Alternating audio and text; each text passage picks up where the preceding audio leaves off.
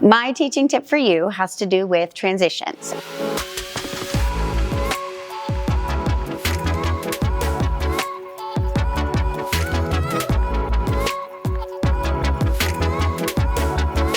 You know that the more you talk, the more kids zone out. You start to become that teacher from Charlie Brown.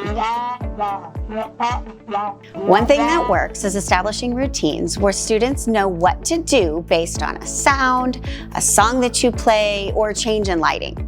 For example, one song can mean it's time to clean up and regroup. A sound can mean it's time to transition to the next center or activity. A light off or a lamp on can signal that it's time to be at a voice level 0.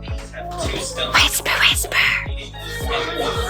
Good job. Different lighting also alters the mood in the room. It sets the stage for a transition and a change in expectations. This isn't something you can do in just one day, however. This takes practice, lots and lots of practice. Set the expectation with your students. Try it. Try it again. Restart when the expectation isn't met and try again. You guys, we beat it. We still have 30 seconds left. Let's give a silent cheer. Woohoo! Using these nonverbal cues with your students accomplishes a few things.